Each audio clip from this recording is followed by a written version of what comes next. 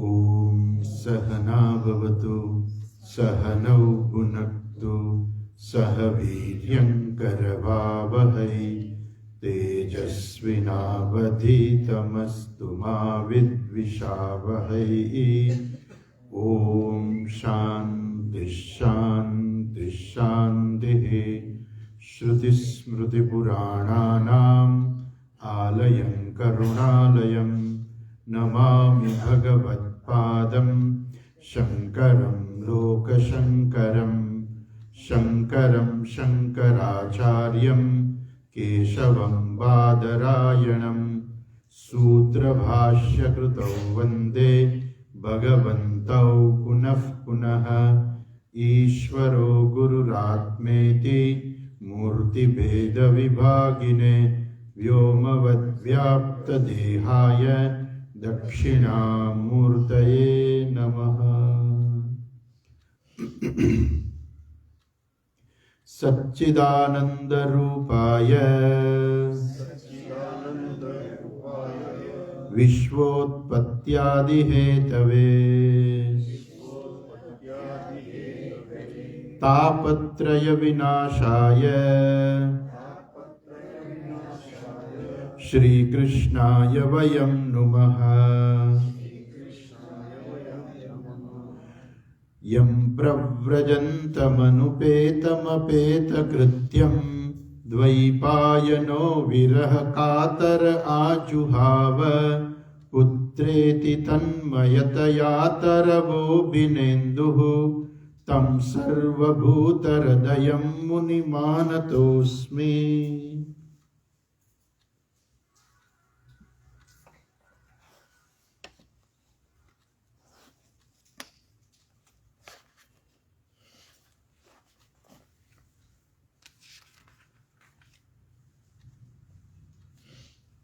શ્રીમદ ભાગવતના પહેલા સ્કંદના આ 15મો અધ્યાય આપણે જોઈ રહ્યા છીએ. ગઈકાલે આપણે થોડાક શ્લોક જોયા હતા, જેની અંદર આપણે જોયું કે અર્જુન જે છે એ દ્વારિકાથી આવે છે અને એ કંઈ બોલી નથી શકતો. એનું મોઢું જોઈ અને યુધિષ્ઠિર પૂછે છે કે તને શું થયું છે, તું કેમ આવો નિસ્તેજ થઈ ગયો છો? થોડાક સમય સુધી તો એ કંઈ બોલી જ નથી શકતો. અને પછી જે છે એ કહે છે, શું કહ્યું અર્જુને? વંચિતોહમ મહારાજ હરિણા બંધુ રૂપિણા યેન મે અભૃતમ તેજઃ દેવ વિસ્માપનમ મહદ. હે મહારાજ, આ ભગવાન જે હતા કે કેવા હતા? બંધુ રૂપીણા, જે મારા બંધુ રૂપે હતા, મિત્ર રૂપે હતા, ભાઈ રૂપે હતા, એવા એ જે હરિ જે છે એના વડે હું છેતરાઈ ગયો અર્થાત હવે એ મને એકલો મૂકીને જતા રહ્યા. છેતરાઈ ગયો એટલે શું કે છે અહીંયા? વંચિતોહમ મહારાજ. એ મહારાજ, હવે હું એનાથી વંચિત થઈ ગયો છું. એ ભગવાન શ્રી હરિ કે કેવા હતા? બંધુ રૂપીણા, એ મારા બંધુ રૂપે રહ્યા હતા, પણ હવે હું એના વડે છેતરાઈ ગયો છું, અર્થાત એ મને મૂકીને જતા રહ્યા છે. યેન મે અભૃતમ તેજઃ દેવ વિસ્માપનમ મહત. કે મારું કેવું તેજ હતું,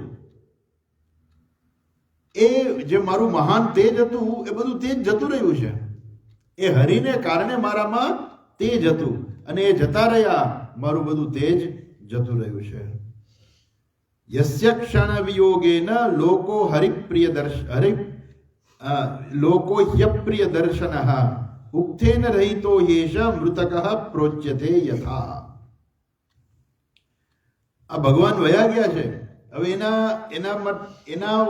એના વગર એક ક્ષણ પણ એનો જે વિયોગ જે છે એ મારા માટે કેવો છે? તો કે મારા માટે જે મળતું જે છે એ કોઈને પ્રિય લાગતું નથી, બધા માટે અપ્રિય છે.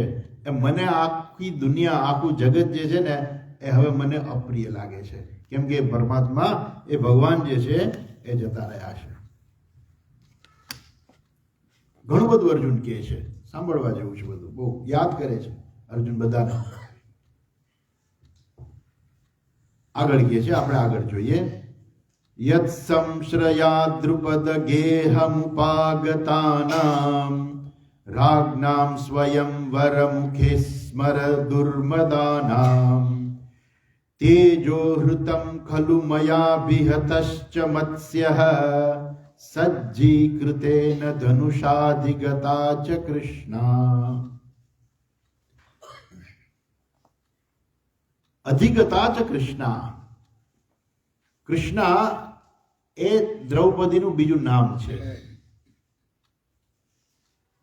દ્રૌપદી અને ભગવાન કૃષ્ણ વચ્ચે ખૂબ પ્રેમ હતો.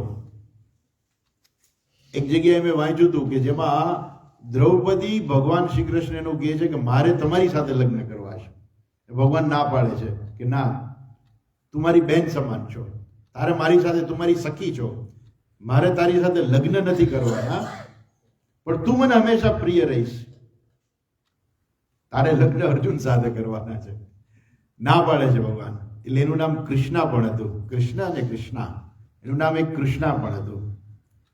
એ દ્રૌપદીને ભગવાને વચન આપેલું કે તું જ્યારે મને યાદ કરીશ ત્યારે હું હાજર થઈશ તારી પાસે, પણ હું તારી સાથે લગ્ન નહીં કરું.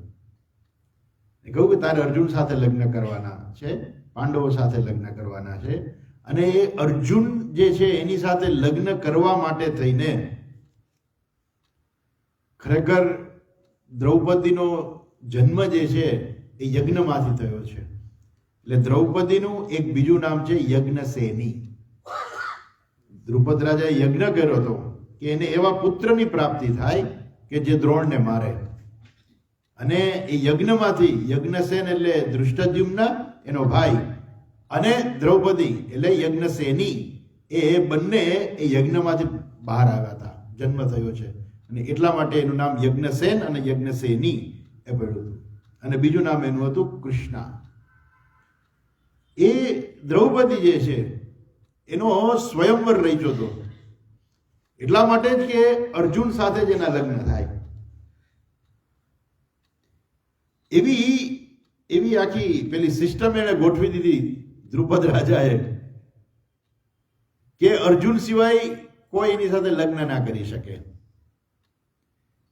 આખું એને એ સમય જુદો હતો આખો, એટલે ધનુર્વિદ્યા સૌથી શ્રેષ્ઠ ગણાતી.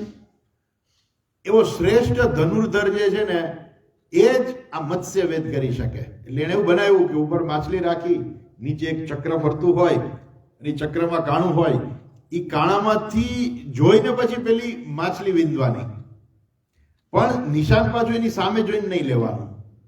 નિશાન પાણીમાંથી, નિશાન પાણીમાં જોઈને ઉપર નિશાન લેવાનું.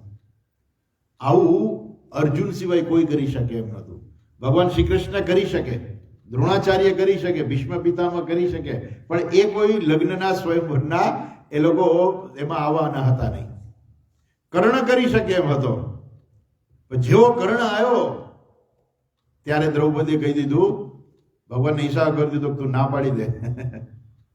દ્રૌપદી આવીને કહ્યું કે હું સૂતપુત્ર સાથે લગ્ન નહીં કરું, કારણ કે અર્જુન કર્ણ ધારત ને તો મત્સ્યવેદ કરી શકે એમ હતો. બધા પ્રયત્ન તો બધાએ કર્યા સ્વયંવરની અંદર. દુર્યોધને આવ્યો તો બધા હતા, જયદ્રથ હતો, બધા હતા. જયદ્રથને એમ હતું કે હું દ્રૌપદી સાથે લગ્ન કરું, પણ એ પણ કંઈ કરી ના શક્યો.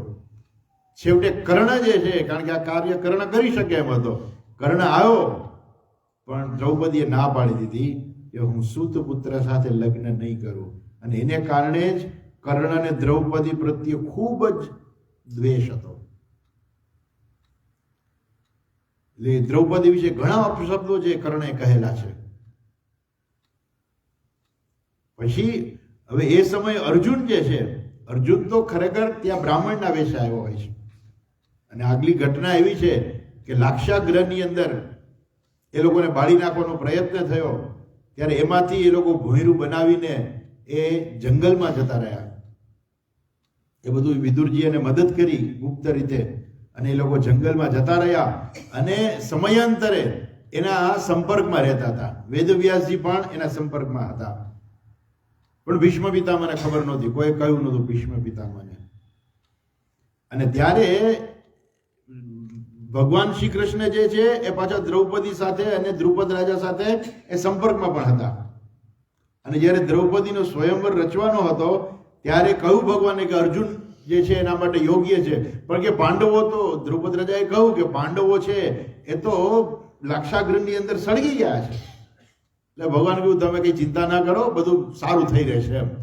દ્રુપદને કહ્યું નહીં કે લોકો અહીંયા આવશે કે એવું, તમે ચિંતા ના કરો, તમે સ્વયંવરની તૈયારી કરો, બાકી બધું થઈ રહેશે. એટલે દ્રુપદ રાજાને પણ કઈ ખબર નહીં કે આ શું થવાનું છે.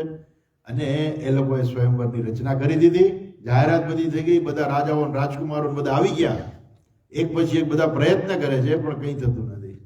એ સમયે પાંડવોને ખબર પડી ગઈ હતી કે આ સ્વયંવર અહીંયા છે અને વેદવ્યાસજીએ એને વનમાં કહેલું કે તમારે ત્યાં પહોંચવાનું છે સ્વયંવરમાં. અને પાંડવો જે છે બ્રાહ્મણના વેશે ત્યાં આવીને બેઠા હતા. બધાનો વારો આવે છે, બધા પ્રયત્ન કરે છે, બધા ક્ષત્રિયો, એ વખતે તો વર્ણાશ્રમ વ્યવસ્થા બહુ ટાઈટ હતી, એટલે બધા ક્ષત્રિયો જે છે બધા પ્રયત્નો કરે છે પણ કોઈથી એ કાર્ય થઈ ના શક્યું.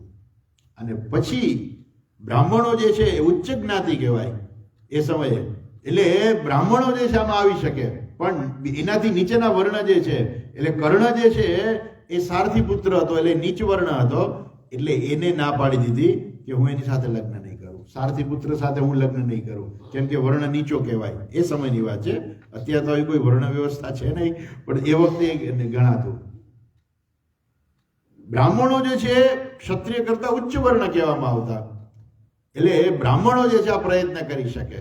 5 પાંડવો બેઠા હતા, બધા ક્ષત્રિયોનો વારો આવી ગયો, કોઈ કરી ના શક્યું. પછી અર્જુન ઉભો થઈને એ છે, ભગવાનને તો 5 પાંડવોને જોઈ લીધા, આવ્યા એટલે ભગવાન સમજી ગયા કે આવી ગયા, કારણ કે ભગવાન ત્યાં હાજર જ હતા. ભગવાને જોયું ને પછી ભગવાને ઈશારો કર્યો અર્જુનને કે હાલ હવે તું આવ. પછી અર્જુન આવે છે અને જઈને એને રાજાને કહ્યું કે મહારાજ મને પ્રયત્ન કરવાનો એક મોકો આપો. એટલે પછી બધા હસે છે, કેટલા ભલા માણસ, આ બધા ક્ષત્રિયો ન કરી શકે, આ બ્રાહ્મણ તું શું કરી શકવાનો હતો? તો કે મને પ્રયત્ન તો કરવા દો. અને પછી જે રીતે ધનુષ્ય ઉપાડે છે, એની પણછ બાંધે છે, બધા જોઈ રહે છે. અને પછી એ પાણીમાં પ્રતિબિંબ જોઈ ઉપર એ માછલીને વીંધી નાખે છે. બધાને આશ્ચર્ય થઈ ગયું કે આ શું થયું. ને શરૂઆતમાં તો બધા વિરોધ કરે છે. જે રાજાઓ આવ્યા હતા એ લોકો દ્રુપદ રાજાને કહે છે કે આ તમે અમારું અપમાન કર્યું છે, કે આ ક્ષત્રિયની દીકરી છે, ક્ષત્રિય સાથે જ એના લગ્ન થવા જોઈએ, બ્રાહ્મણ સાથે નહીં. એમ દ્રુપદ રાજા કે હું શું કરું, તમને બધાને મેં કહ્યું હતું, તમે બધાએ પ્રયત્ન કર્યો પણ તમે કોઈ ના કરી શક્યા, આ બ્રાહ્મણે કર્યું છે તો એમાં કંઈ વાંધો ના હોય. પણ એ સમયે કર્ણને બધા બહુ વિરોધ કરે છે. અને કર્ણ જે છે એ દુર્યોધન સાથે યુદ્ધ કરવા તૈયાર થઈ જાય છે. સામસામા યુદ્ધ કરવા તૈયાર થાય, અર્જુને એવા બાણ માર્યા કે કર્ણનું ધનુષ્ય તોડી નાખ્યું. કર્ણ જોતો જ રહી ગયો કે આ કોણ, આવો મહાન ધનુર્ધર. એટલે હારી ગયો કર્ણ એની પાસે તરત જ. એને નમસ્કાર કરીને જતો રહ્યો કર્ણ. બાકી દુર્યોધન હતો કે હું જો ભીમ ત્યાં તૈયાર જ હતો, એટલે ભીમ ને અર્જુન બે ભેગા થઈ અને ત્યાં યુદ્ધ થયું. અને કૌરવોને જે છે એ આ દુર્યોધન ને દુશાસન ને કર્ણ ને બધા હતા, બધાને ખદેડીને બહાર કાઢી મૂક્યા અને એ લોકો જતા રહ્યા હસ્તિનાપુર. અને પાછળથી પછી તો વરમાળા તો અર્જુનને પહેરાવી દીધી, એટલે અર્જુને કીધું ચાલો. પછી કઈ પૂછવાનું ના હોય એમાં કે હવે ક્યાં જવાનું, શું કરવાનું. અર્જુન કીધું ચાલો, એટલે ચાલો. એટલે દ્રૌપદી એની પાછળ ચાલી. અને 5 ભાઈઓ જે છે એક ઝૂંપડીમાં જ્યાં રહેતા હતા ત્યાં ગયા. એ દ્રૌપદી જે છે એને મળી કૃષ્ણા, ત્યારે એક ઈશ્વરની કૃપા છે. અહીંયા અર્જુન કહે છે કે એ જ્યારે મેં ધનુષ દ્વારા મત્સ્યવેદ મેં કર્યો, એ ભગવાનની કૃપાને કારણે મેં કર્યો હતો, નહીં તો હું પણ ના કરી શકું. આ એટલે કે છે યત સંશ્રયાત દ્રુપદ ગેહમુપાગતા નામ. આ દ્રુપદ રાજાના જે છે એના રાજ્યના સમારંભની અંદર રાજનામ સ્વયંવર મુખે સ્મર દુર્મદાનામ. આ બધા રાજાઓ એવા ઉન્મદ હતા કે બધાને એવું હતું કે અમારે દ્રૌપદી સાથે લગ્ન કરવા છે. બધા આવ્યા હતા, જેવી રીતે સીતાજીનો સ્વયંવર હતો એમાં રાવણ ને બધા રાજાઓ આવ્યા હતા. બધાને એમ હતું કે અમારે સીતા સાથે લગ્ન કરવા છે. એમ અહીંયા પણ આ બધા રાજાઓ બધા કેવા હતા? ઉન્મદાના. આ બધા રાજાઓ બધા ઉન્મત્ત થયેલા કે અમારે દ્રૌપદી સાથે લગ્ન કરવા છે એમ. અને શું કર્યું? તેજો ઋતમ ખલુ મયાભિહતશ્ચ મત્સ્યઃ. ભગવાને શું કર્યું? બધા રાજાઓનું તેજ હરી લીધું. અને અર્જુન જે છે એને પોતે સજ્જીકૃતેન ધનુષાધિગતા ચ કૃષ્ણા.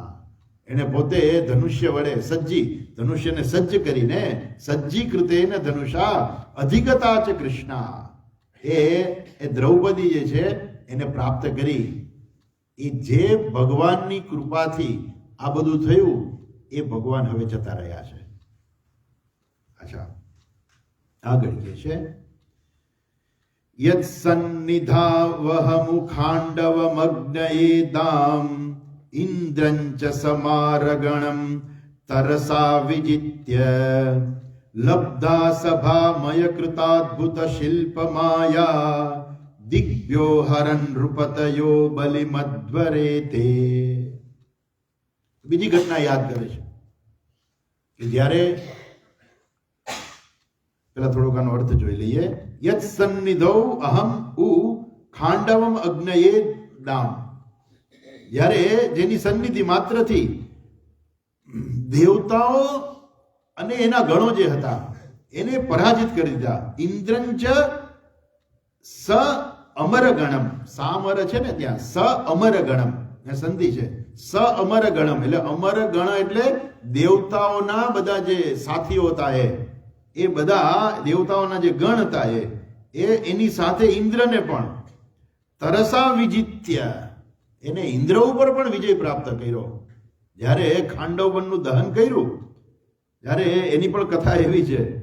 એ કોઈ રાજાનું નામ તો યાદ નથી પણ કોઈ જગ્યાએ બહુ યજ્ઞ થયા અને યજ્ઞ થયા એટલે બધું યજ્ઞમાં બધું ઘી બહુ હોમાય ને. જે ઘી આપણે અગ્નિમાં હોમીએ એટલે અગ્નિદેવને એ પ્રાપ્ત થાય છે. એટલે એવું કહેવાય છે કે અગ્નિદેવને અજીર્ણ થઈ ગયું હતું. બહુ ઘી ખાધું ને એટલે અજીર્ણ થઈ ગયું હતું. હવે પાચન કરવા માટે અગ્નિદેવને પણ અગ્નિ જરૂરત હતી પાચન કરવા માટે. તો કેવી રીતે પાચન થાય? તો કે આ ખાંડવવનને બાળી નાખો. અગ્નિદેવે કહ્યું કે આ ખાંડવવનને બાળો તો મારો અગ્નિ પ્રદીપ્ત થાય. એટલે અગ્નિ પ્રદીપ્ત થાય તો એ પેટનું અજીર્ણ મટી જાય એમ. પણ અગ્નિદેવ તો જાતે તો કરી શકતા હતા. તો કે તમે જાતે કરી શકતા હતા તો આમાં અર્જુનની ક્યાં જરૂરિયાત છે? એમાં બે વસ્તુ ભેગી હતી ખાંડવવનની અંદર. એક તો ધૃતરાષ્ટ્રએ પાંડવોને એવો પ્રદેશ આપ્યો મરુભૂમિ જેવો, બરોબર છે. બીજું કે ત્યાં રહેનારા લોકો એટલા બધા વધી ગયા હતા પછી કે હવે એને વિસ્તાર કરવાની જરૂરિયાત હતી. એ જ્યાં રહેતા હતા એ વિસ્તારની જરૂરિયાત હતી. એવો આપણા જેવો અત્યારે જેવો સમય નહોતો. ત્યારે ચારે બાજુ ત્યાં વન જંગલો જ હતા ચારે બાજુ. એટલે એ સમયે જંગલોને એ લોકો બાળી નાખે. જંગલ બાળી નાખે તો જગ્યા મળે. તો ભગવાને અર્જુનને કહ્યું કે અર્જુન આપણે રાજ્યનો વિસ્તાર કરવાની જરૂર છે તો આપણે શું કરીશું? એ જ સમયે ભગવાન ને અર્જુન બે બેઠા હતા. એ સમયે અગ્નિદેવ આવે છે અને કહે છે કે મને અજીર્ણ થઈ ગયું છે, તમે આ ખાંડવવન સળગાવો તો મારું અજીર્ણ મટે. તો કે તું જા. અગ્નિદેવને કહું ભાઈ તમે જાતે જ સળગાવી નાખતા હો તો તમે પોતે જ અગ્નિદેવ છો. તો કે ના, હું જાતે નથી કરી શકતો. હું જેવું ખાંડવવન સળગાવું ને એટલે આકાશમાં ઇન્દ્ર અને દેવતાઓ આવી જાય છે અને વરસાદ વરસાવે છે અને અગ્નિ ઠારી નાખે છે. એટલે હું ખાંડવવનને બાળી નથી શકતો. એટલે ભગવાનની મદદ માંગે છે અને એને એટલે અર્જુન કહે છે કે ભાઈ મારી પાસે તો આ બધામાં હું કંઈ કરી ના શકું. મારી પાસે તો એવા આયુધો નથી, એમ મારી પાસે એવો રથ નથી. એટલે એમને પેલો રથ આપ્યો અને ગાંડીવ ધનુષ્ય આપ્યું અને અક્ષય ભાથો આપ્યો અગ્નિદેવે. એ અક્ષય ભાથાને કારણે પછી એ ખાંડવવનને સળગાવે છે. સ્વાભાવિક છે જેવું ખાંડવવન સળગ્યું, ખાંડવવનની અંદર રહેનારા જે બધા હતા નાગ પ્રજા ને બીજી ઘણી બધી બધા અસુરો ને બધા રહેતા હતા એ બધા સળગવા માંડ્યા.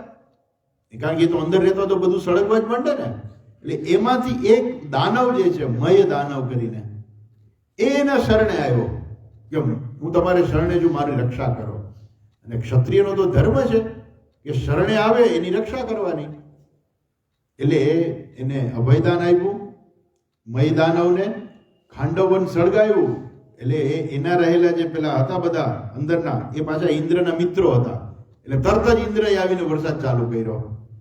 જેવો વરસાદ ચાલુ કર્યો અર્જુને પોતાના બાણોથી આ વરસાદ જે છે એમાં વાદળ જેવું આખું ઊભું કરી દીધું કે જેથી ખાંડવવન ઠરી ના જાય. એટલે ઇન્દ્રને પણ હરાવે છે અને એના દેવતાઓના જે ગણ હતા એમને પણ હરાવે છે. યત સન્નિધૌ અહમ ખાંડવમ અગ્નેય આદામ. જેની સન્નિધિ માત્રથી એ તો ભગવાન હતા એટલે થાય.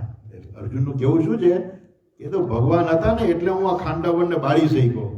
એટલું જ નહીં, આ દેવતાઓને પણ હરાવ્યા મેં ઇન્દ્ર સહિત. શું કે છે? ઇન્દ્રંચ સ અમરગણમ તરસા વિજિત્ય. એની ઉપર વિજય પ્રાપ્ત કર્યો.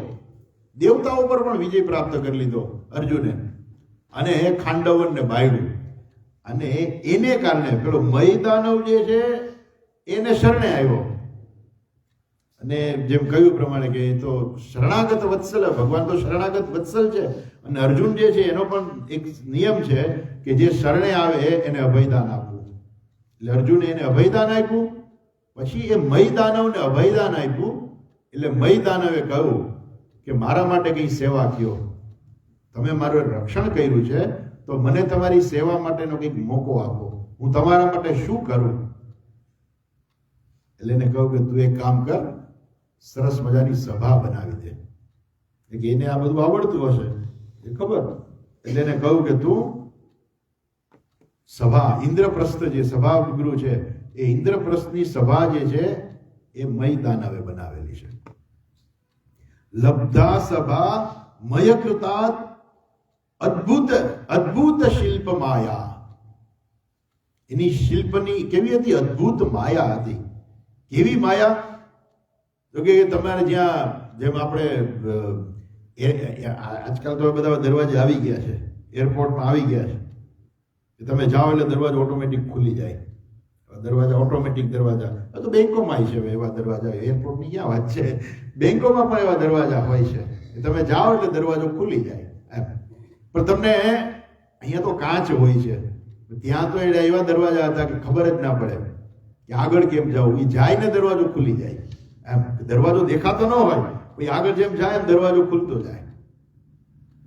ગઈકાલે આપણે વાત કરી એ પ્રમાણે કે પાણી હોય તો પેલા માણસને એમ લાગે કે અહીંયા તો પાણી છે, પણ એ ખરેખર પાણી ન હોય, ત્યાં હાલવાનું જોઈએ ખાલી. પાણી હોય જ નહીં જરાય. અને જ્યાં ખાલી હાલવાનું દેખાતું હોય ત્યાં ખરેખર પાણી હોય. એટલે ત્યાં બધા એવા બોર્ડ મારેલા કે અહીંયા સાવધાન, અહીંયા આગળ પાણી છે, તમે સાવધાન રાખજો એમ. અહીંયા પાણી નથી એવું બધું લખેલું હોય, નવા લોકો આવતા હોય એના માટે. એવી સભા એને બનાવી કે સ્વર્ગની સભા કરતા પણ શ્રેષ્ઠ સભાનું સર્જન કર્યું. એ ઇન્દ્રપ્રસ્થની જે સભા જે છે એ ઇન્દ્રપ્રસ્થની સભા એ આ માયાવીએ મયદાનવે કરેલી. મય એ કે છે મયકૃતા. એ મય એટલે મય દાનવ. મય દાનવે આ સભા બનાવી. લબ્ધા સભા, એ સભાની પ્રાપ્તિ થઈ. જો ભગવાન ના હોત તો અર્જુન પાસે એવી શક્તિ આવી ના હોત કે એ ખાંડવવનનું દહન કરે અને દેવતાઓને પણ હરાવે. એવી શક્તિ એની પાસે ના હોત. એ કહે છે કે ભગવાને જ મને એવી શક્તિ આપી કે જેથી ખાંડવવનનું દહન કર્યું, અગ્નિદેવને તૃપ્ત કર્યા, દેવતાઓને હરાવ્યા, મયદાનવને શરણે આવ્યો. અને એ મયદાનવે આવી અત્યંત અદ્ભુત એવી સભા જે છે એને બનાવી આપી. એ બધું ભગવાન એ તમારે લીધે છે. અને પછી આગળ કહે છે, છેલ્લે કહે છે દિગ્ભ્યો હરન નૃપતયો બલિમધ્વરે. અને પછી રાજસૂય યજ્ઞ જે છે એ રાજસૂય યજ્ઞની અંદર બધા રાજાઓ જે છે એટલી બધી ભેટ લાવ્યા. એ રાજસૂય યજ્ઞમાં બધાને કામ સોંપવાનું હોય. દુર્યોધનને કામ સોંપ્યું હતું કે રાજા માટે જે બધા આવતા હોય ને, અતિથિઓ આવતા હોય, રાજા માટે ભેટ લઈ આવે. એટલે ભેટ જે છે એ સ્વીકારવાની. દુર્યોધન પેલો યુધિષ્ઠિર છે તો હાથ અડાડી દે, પણ પછી એની વ્યવસ્થા કોણે કરવાની? દુર્યોધને કરવાની. એટલા બધા રાજાઓ આવ્યા અને એ લોકો એટલી બધી ભેટો લઈને આવ્યા કે દુર્યોધન જોઈ રહ્યો કે આ તો હસ્તિનાપુર કરતાંય વધારે સંપત્તિ થઈ ગઈ, હવે આ તો અમારા કરતા આગળ નીકળી ગયા, અને એના પેટમાં તેલ રેડાણું કે હવે આ બધી સંપત્તિ મારે જોઈ છે. એ બધા રાજાઓ ભેટ લઈને આવ્યા હતા રાજસૂય યજ્ઞમાં, કેમ કે હવે મહાન ચક્રવર્તી રાજા બની ગયા યુધિષ્ઠિર. પણ એ ચક્રવર્તી રાજા બનવા માટે થઈને સૌથી અગત્યનું કામ એ હતું કે જરાસંધને હરાવો. જ્યાં સુધી જરાસંધને હરાવે નહીં ત્યાં સુધી યુધિષ્ઠિર ચક્રવર્તી રાજા ન બની શકે. અને જરાસંધ એવો પાવરફુલ હતો, એવો શક્તિશાળી હતો કે એને હરાવવો બહુ અઘરું હતું. એટલે એને ગમે એટલી સેના લઈને જાય તો એને હરાવી ના શકે. એટલે ભગવાને યુધિષ્ઠિરને કીધું કે તમે હરાવી નહીં શકો એને.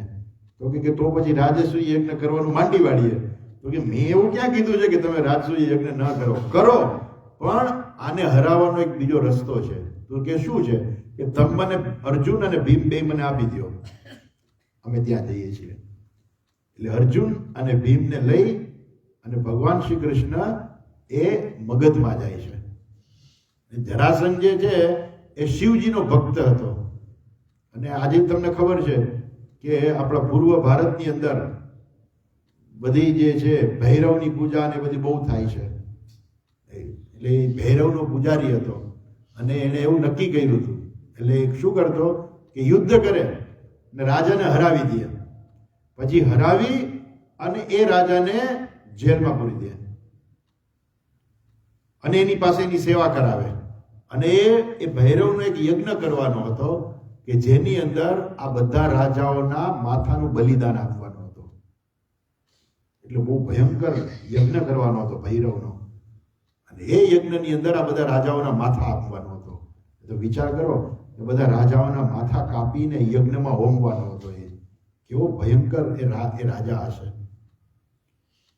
પણ પાછો શિવજીનો ભક્ત હતો.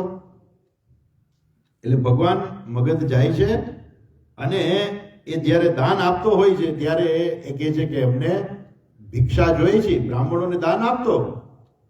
એટલે એ બ્રાહ્મણનો વેશ લઈને ત્રણેય ગયા.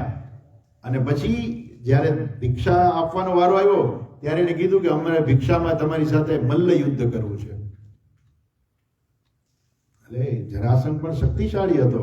એટલે એને એમ કે આવા શું આ બ્રાહ્મણો હું મલ્લ યુદ્ધ કરવાના હતા મારી સાથે. એટલે પછી એને કહે છે કે કોણ છો તમે? ત્યારે ભગવાન પછી એને ઓળખાણ આપે છે કે હું તો તમારો જૂનો દુશ્મન જ છું. કારણ કે એની બે દીકરીઓને વિધવા કરનાર ભગવાન જ હતા, કંસને મારનાર ભગવાન જ હતા. એટલે ભગવાન તો એનો જૂનો દુશ્મન હતા. એ કે તારી યારે તો યુદ્ધ નથી કરવું, તું તો ભાગી ગયો તો રણ છોડીને, તારી યારે તો મારે યુદ્ધ નથી કરવું. અર્જુન અને ભીમને જોયા. અર્જુન તો એને દુબળો લાગતો હતો કે આ તો દુબળો માણસ છે કે આની સાથે યુદ્ધ ના કરાય. ભીમને શક્તિશાળી જોઈને કહ્યું કે આ કઈ યુદ્ધ કરવા જેવો છે. એટલે ભીમને કહે છે કે તું આવી જા, આપણે કાલ યુદ્ધ કરીશું, મલ્લ યુદ્ધ. અને બે વચ્ચે કેટલાય દિવસો સુધી મલ્લ યુદ્ધ ચાલે છે. ને આ જરાસંધ જે છે એના બાપા બૃહદત્ત હતા. એને બે રાણીઓ હતી, પુત્ર એકેય નહોતો. એટલે બધા વનમાં તપશ્ચર્યા કરવા જાય છે. તપશ્ચર્યા કરે છે તો કોઈ ઋષિએ એને વરદાન આપ્યું કે હાલે હું તને વરદાન આપું, તને પુત્રની પ્રાપ્તિ થશે. એક ફળ આપ્યું, કેરી કેવું એક ફળ આપ્યું, આ તારી પત્નીને ખવડાવી દેજે. રાજાને એમ થયું કે બે રાણીઓ મને વાલી છે, કોને ખવડાવું? એટલે નક્કી કર્યું બેને અડધું અડધું ખવડાવી દો. બેને અડધું અડધું ખવડાવ્યું. આશ્ચર્ય રીતે બેને અડધું અડધું બાળક જન્મ્યું. એટલે રાજાને એમ થયું કે આ શું અડધું અડધું બાળક છે, આનો કોઈ અર્થ નથી.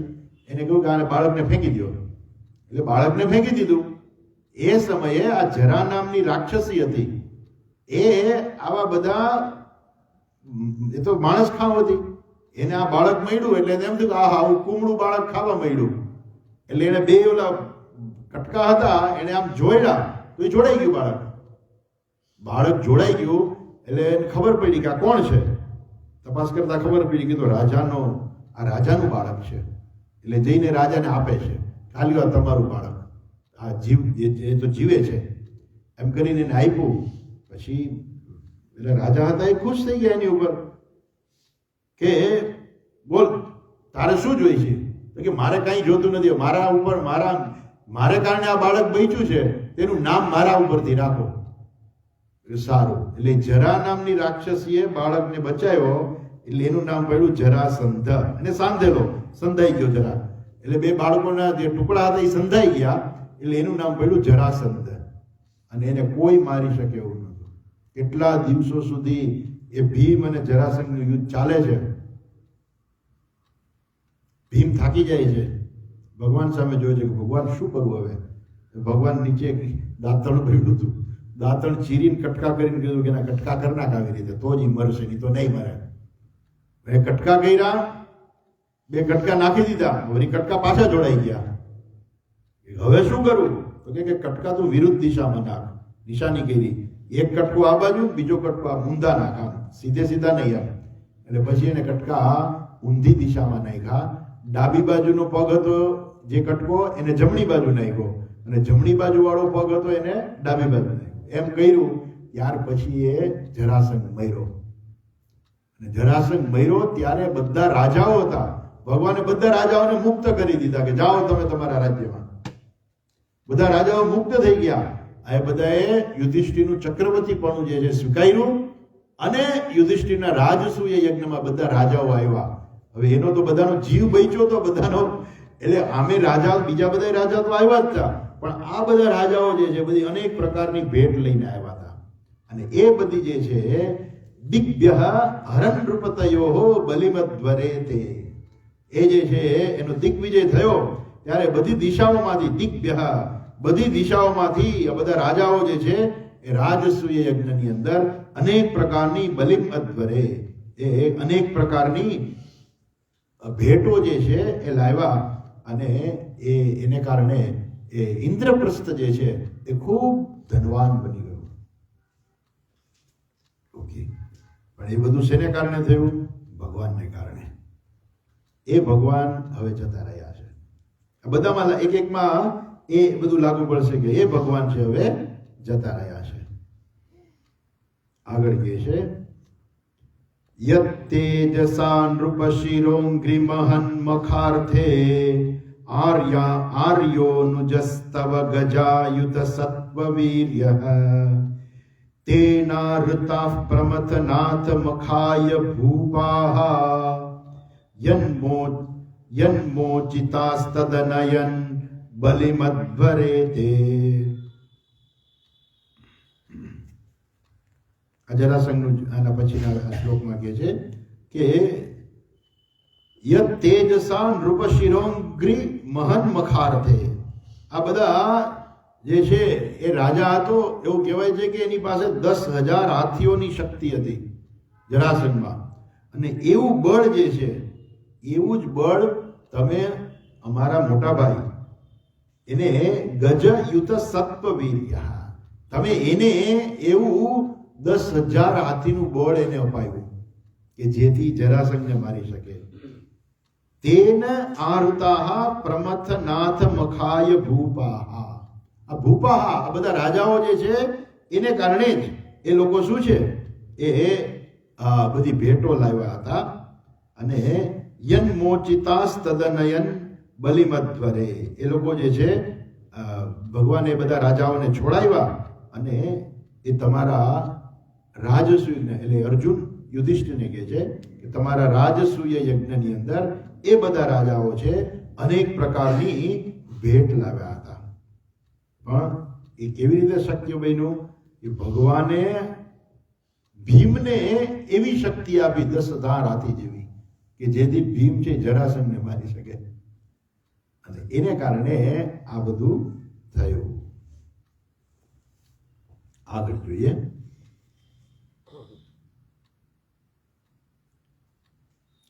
પત્ન્યાસ્તવાદિમખકૃપ્ત મહાભિષેક શ્લાધિષ્ટ ચારુ કબરમ કતૈવ સભાયામ સ્પૃષ્ટમ વિકીર્ય પદયોઃ પતિતાશ્રુ મુખ્યા યસ્તૈ સ્ત્રિયો કૃત હતેશ વિમુક્ત કેશાઃ.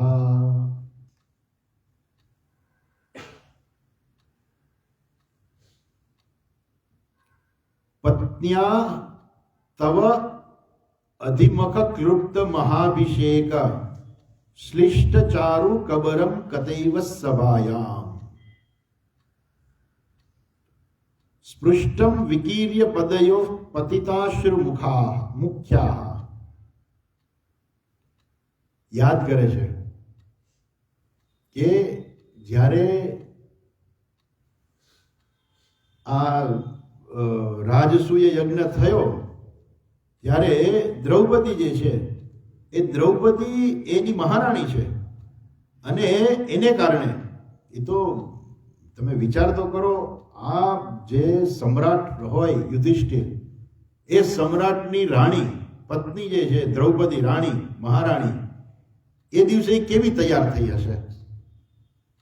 કારણ કે એ તો મહારાણી છે ને.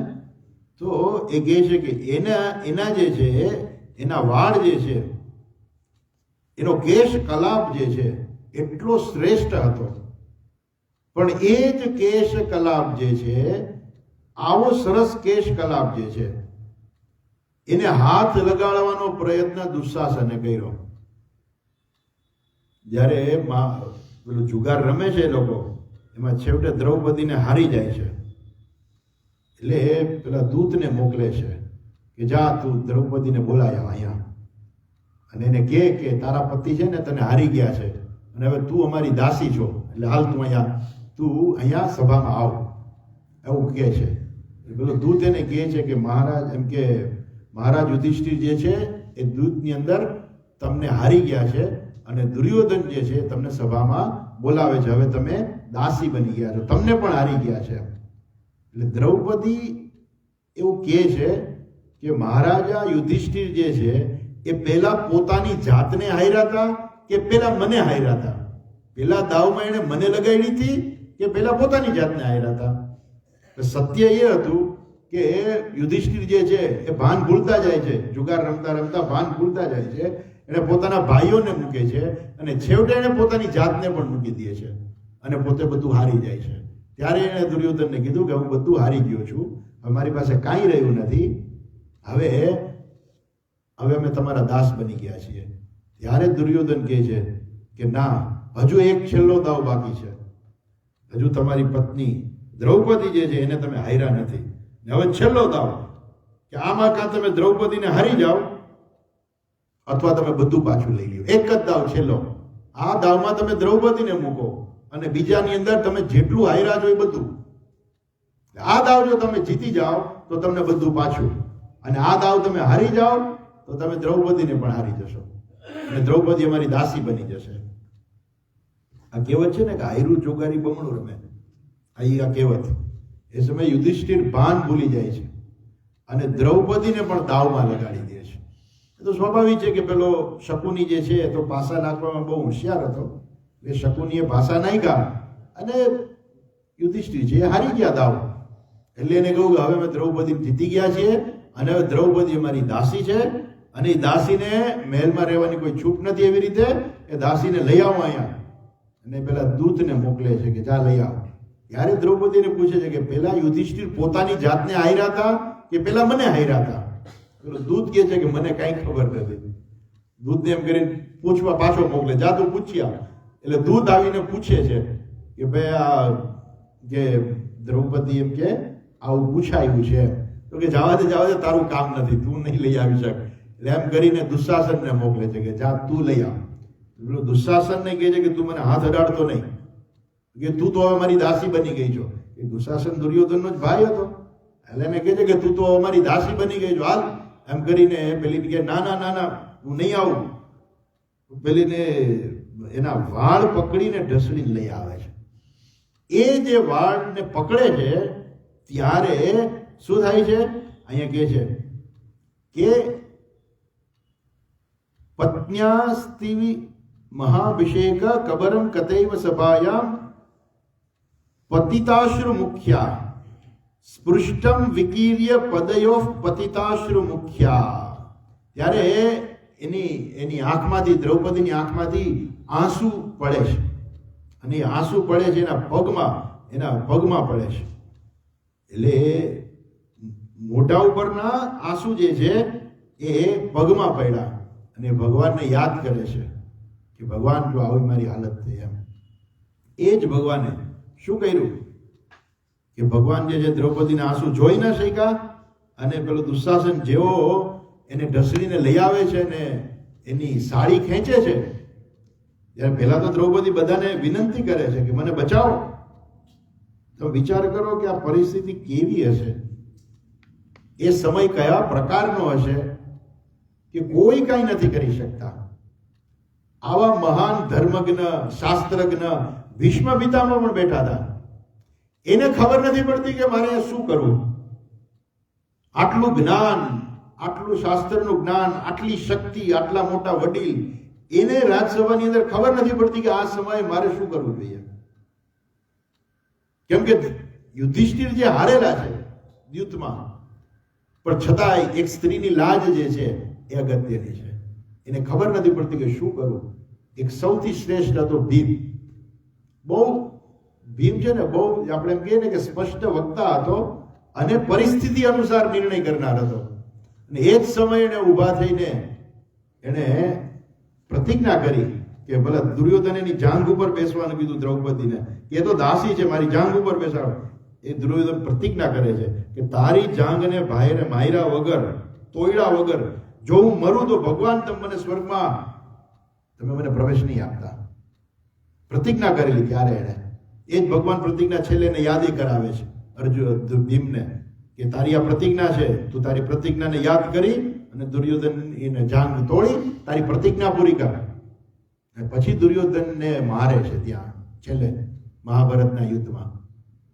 પણ એ સમયે કોઈ એને મદદે નથી આવતું. આ બધા વડીલો હતા, એ બધા શું થયા? એ બધા વડીલો ખાલી કહેવાના જ સાબિત થયા. કોઈ મદદમાં ના આવ્યું. એના 5 પતિ જે છે એનામાં કોઈ વ્યવહારિકતા નહોતી. ઠીક છે આપણે હારી ગયા, પણ આ રીતે પત્ની સાથે આવો દુર્વ્યવહાર કેમ સહન કરી શકાય? પણ એ કે અમે દાસ બની ગયા છે, અમે કાંઈ ન કરી શકીએ.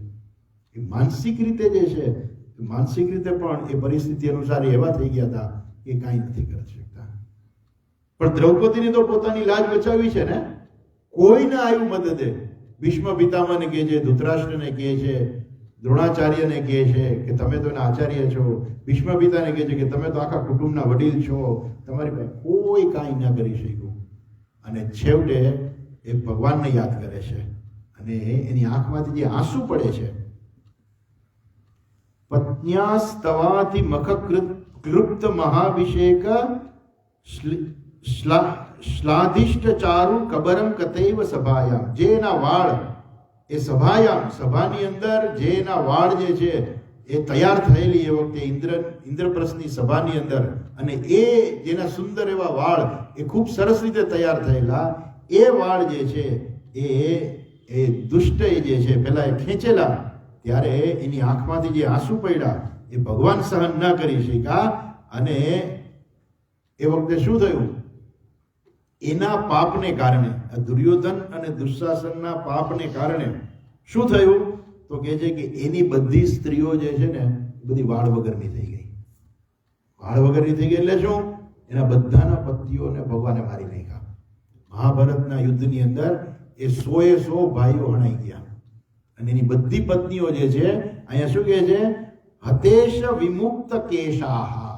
2 અર્થમાં છે કે વાળ છૂટા થઈ ગયા એ લોકોના. કેમ કે વાળ બાંધી રાખવાના હોય, છૂટા વાળ જે છે ન રાખી શકાય, એટલે એના બધા છૂટા વાળ થઈ ગયા. અથવા તો બીજા અર્થમાં છે વિમુક્ત ક્લેશાહ, વિમુક્ત કેશાહ. એ બધી સ્ત્રીઓ વાળ વગરની થઈ ગઈ. પહેલાના જમાનામાં એવું હતું કે કોઈના પતિ મૃત્યુ પામે તો સ્ત્રી જે છે એના વાળ જે છે એ ઉતારી નાખે. આ બધી સ્ત્રીઓ જે છે હત ઈશ વિમુક્ત, એ બધી સ્ત્રીઓ જે છે, કેમ કે બધા ભાઈઓનો એમાં હાથ હતો, 100 ભાઈઓ, એ 100 ભાઈઓને ભીમે માર્યા. અને બધા જે છે એ બધા ક્લેશ વગરના, કેશ વગરના થઈ ગયા. કેમ કે દુશાસનને એના વાળ ખેંચાતા અને ભગવાને એનું ફળ એવું આપ્યું કે એ બધા, એની બધી સ્ત્રીઓ જે છે એ બધી વાળ વગરની થઈ ગઈ.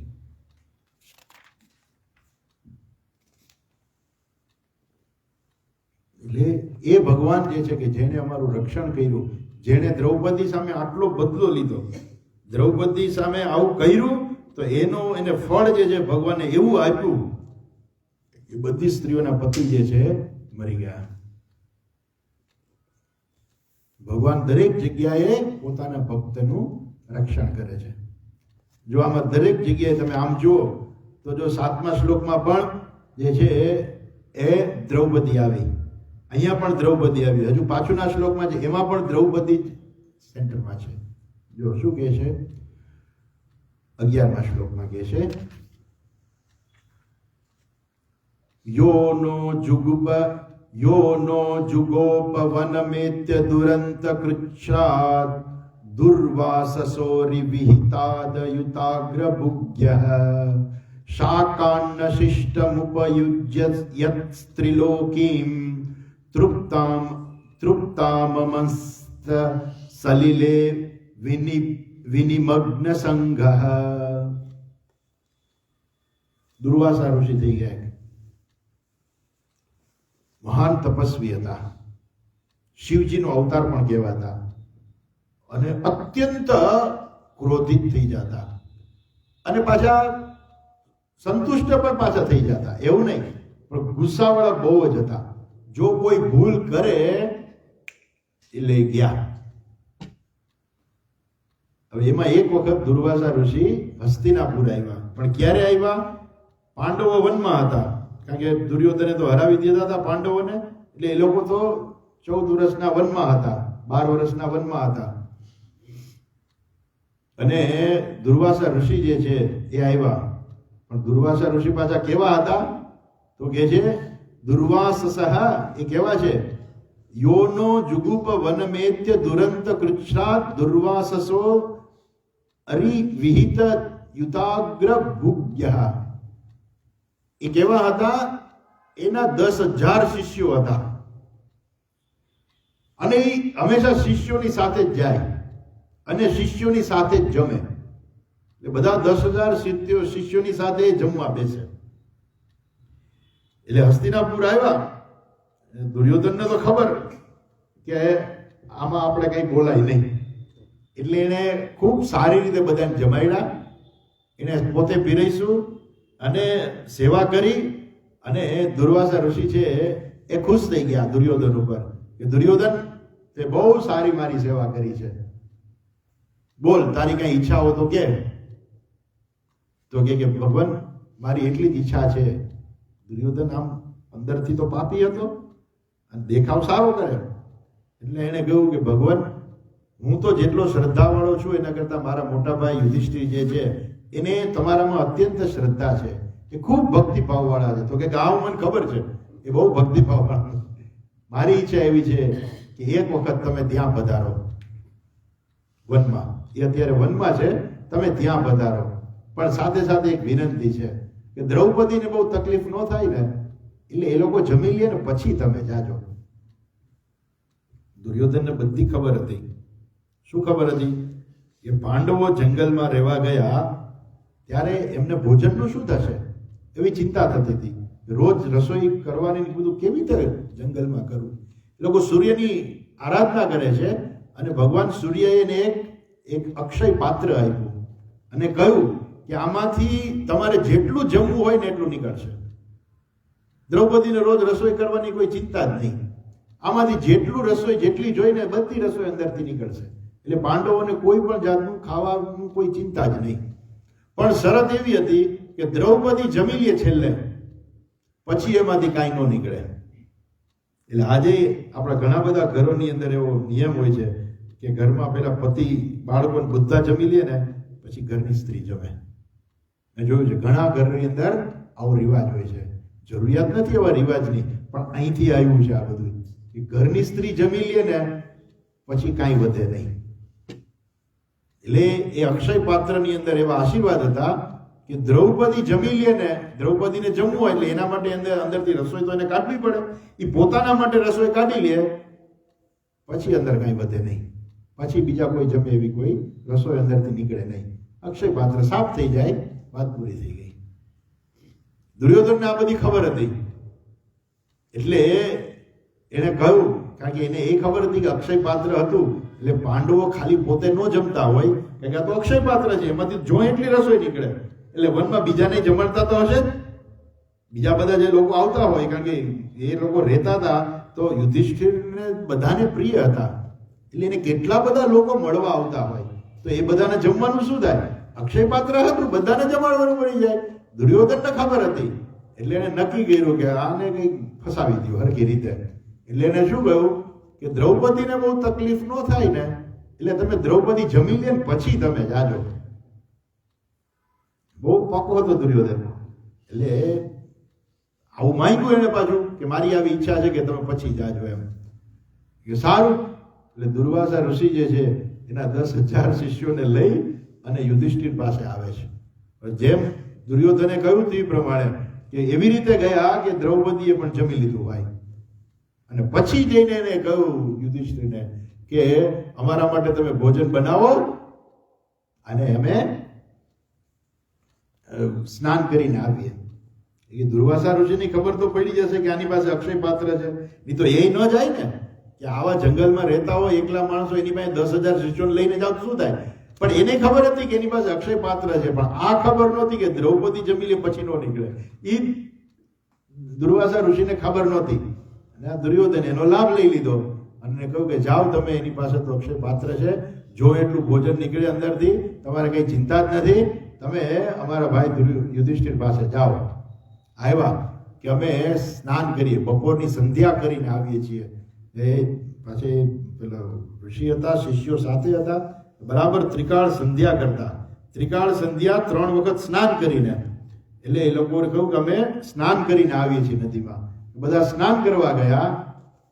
પછી દ્રૌપદીની હાલત બહુ કફોડી થઈ ગઈ, કેમ કે બધાએ જમી લીધું હતું. અને દુર્વાસા ઋષિને તો એમ ના પડાય નહીં કે નથી અમારી પાસે રસોઈ, એવું તો કહેવાય નહીં એને. એ હમણાં શ્રાપ લાગી જશે. દ્રૌપદી ચિંતા કરે છે કે શું કરવું. પાંડવોને કહે છે કે શું કરીશું? કહે છે કે આપણી પાસે દ્રૌપદી કે મેં તો જમી લીધું, હવે આમાં અક્ષય પાત્રમાંથી હવે અન્ન નીકળશે નહીં. ખૂબ ચિંતા કરે છે. પછી ભગવાનને યાદ કરે છે. એવું કહે છે કે ભગવાનને જે છે ને જમતા હતા ત્યાં દ્વારકામાં, ભગવાન દોડ્યા દ્વારિકાથી અને તાત્કાલિક અહીંયા પ્રગટ થયા. દ્રૌપદીને કે શું થયું? હું જમતો આવ્યો છું એમ. ભગવાન હું તો જમતો મને ભૂખ લાગી છે, કે ખાવાનું દે. દ્રૌપદી કે હવે તમને ખાવાની પડી જાય, હવે અમારું મોત સામે દેખાય છે. આ દુર્વાસા ઋષિ 10,000 શિષ્યોને લઈને હમણાં જમવા આવશે, હું આ શું દેખાડીશ, શું ખવડાવીશ? આ અક્ષય પાત્રમાંથી તો મેં તો જમી લીધું છે, આમાંથી કાંઈ નહીં નીકળે. અરે એવું હોય કઈ? જોવા દે લાવ દેખાડ એમ કરીને અક્ષય પાત્ર જુએ છે. અક્ષય પાત્રમાં અન્નનો એક દાણો અંદર રહી ગયો હતો. અને ભગવાને એક દાણો પોતાના મોઢામાં મૂકીને કહ્યું કે હમ તૃપ્યતામ, આખું વિશ્વ, હું તૃપ્ત થઈ જાઉં એટલે આખું વિશ્વ તૃપ્ત થઈ ગયું. અને ભગવાન ઓટકાર ખાતો. અને એવું કહેવાય છે કે પેલા દુર્વાસા ઋષિને 10,000 શિષ્યો સાથે બધાને ઓટકાર આવ્યા. કેમ કે ભગવાન વિશ્વરૂપ છે ને, એ વિશ્વરૂપ જયારે પોતે એમ કે હું તૃપ્ત થઈ ગયો એટલે આખું વિશ્વ તૃપ્ત થઈ જાય. ઓલા 10,000 શિષ્યો જે છે એને એમ થઈ ગયું કે ઓહો અમારું તો તૃપ્ત થઈ ગયા છે, હવે મેં યુધિષ્ઠિરને ત્યાં જઈને ખાશું શું? એટલે બધા સીધા બારોબારથી જતા રહ્યા, કોઈ પાછા આવ્યા નહીં. ભગવાને એનું રક્ષણ કર્યું. એ કહે છે યોનો જુગોપ વનમેત્ય દુરંત્ર કુચ્છાત. આ બધા 10,000 શિષ્યો સાથે ભોજન કરનાર જે છે, દુર્વાસ સહ અરિવિહિતાત અયુતાગ્ર ભુગ્ય, એ જે છે બધા શિષ્યોની સાથે એ વનમાં આવી અને ભોજન માંગતા હતા, ભોજન કરાવવાનું હતું. ત્યારે તમે વનમાં આવી અને પાત્રમાં શાકાન શિષ્ટમ ઉપયુજ્ય, શાકાન અવશિષ્ટ, શાકાન શિષ્ટ એટલે કંઈક બાકી રહી ગયું હોય, શાકાન શિષ્ટમ ઉપયુજ્ય યસ ત્રિલોકીમ તૃપ્તમ.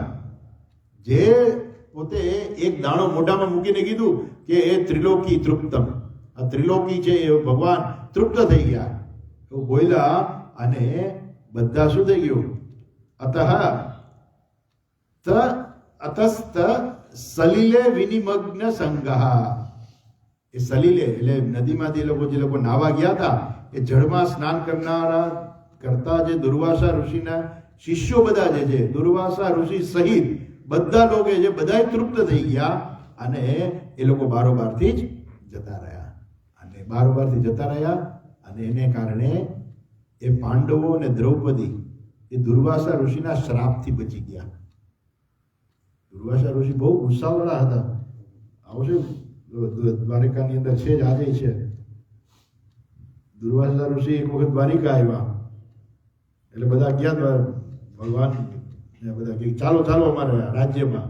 એટલે કૃષ્ણ કે કૃષ્ણ જો રથ હાંકે, કૃષ્ણ અને એમની પેલી પત્ની રૂક્ષ્મણી, એ રૂક્ષ્મણી જે છે એ બે જો રથ હલાવે ને તો હું આવું. ભગવાન તો ના પાડી જ ન શકે કે હું રથ નહીં હલાવું. એટલે કહે છે કે ખેંચો તમે બે રથ, ઘોડાથી નહીં, હું રથમાં નહીં આવું, તમારે બે મારો રથ ખેંચવાનો, એમ ઘોડા નહીં. પછી રૂક્ષ્મણી અને ભગવાન શ્રી કૃષ્ણ એ દુર્વાસા ઋષિનો રથ ખેંચીને એને લઈ આવે છે. રસ્તામાં રૂક્ષ્મણીને બહુ તરસ લાગી, કારણ કે તડકામાં રથ ખેંચવો એટલે બહુ તરસ લાગી. ભગવાનને ઈશારો કર્યો કે મને બહુ તરસ લાગી છે. ભગવાન કે પછી હમણાં નહીં, તો કે નાના મને બહુ તરસ લાગી, કંઈક કરો. ભગવાને પોતાનો અંગૂઠો દબાયો અને અંદરથી ગંગાજીને પ્રગટ કર્યા અને રૂક્ષ્મણીએ પાણી પી લીધું.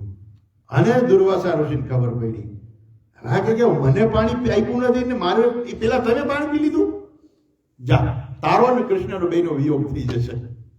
તરત જ શ્રાપ આપી દીધો. એટલે આજે પણ રૂક્ષ્મણીનો મહેલ જે છે એ દ્વારકાથી દૂર છે. બહુ દુર્વાસા ઋષિ બહુ ક્રોધી હતા, બહુ જ ગુસ્સાવાળા હતા. પણ પાછું એવું કે ખુશ થઈ જાય ને તો પાછું વરદાન આપી દે. કુંતીને વરદાન જ મળેલું છે, દુર્વાસા ઋષિ પાસેથી જ વરદાન મળેલું. એના રાજ્યમાં દુર્વાસા ઋષિ આવ્યા હતા તો બહુ સેવા કરી કુંતીએ, એને વરદાન આપી દીધું, કાલે હું તને એક દિવ્ય મંત્ર આપું છું, એ મંત્ર તું બોલીશ ને તને દેવતા આવશે ને તને બાળક આપશે, અને બાળકની પ્રાપ્તિ થશે. આશીર્વાદ મળી ગયા. એટલે એવું ખાલી ગુસ્સાવાળા જેવું નહીં, પાછો સંતુષ્ટ થઈ જાય, સંતુષ્ટ થઈ જાય તો વરદાન પણ આપી દેતા. એવા જે છે એવા દુર્વાસા ઋષિ પાસેથી એને બચાવ્યા, જે ભગવાને અમને બચાવ્યા હતા એ ભગવાન જે છે હવે જતા રહ્યા છે અમને છોડીને. હજુ આગળ છે, અર્જુન કહે છે, ચર્ચા આપણે આવતીકાલે કરીશું. ઓમ પૂર્ણમદઃ પૂર્ણમિદં પૂર્ણાત પૂર્ણમુદચ્યતે પૂર્ણસ્ય પૂર્ણમાદાય પૂર્ણમેવાવશિષ્યતે. ઓમ શાંતિ શાંતિ શાંતિ. હરિ ઓમ શ્રી ગુરુભ્યો નમઃ. હરિ ઓમ.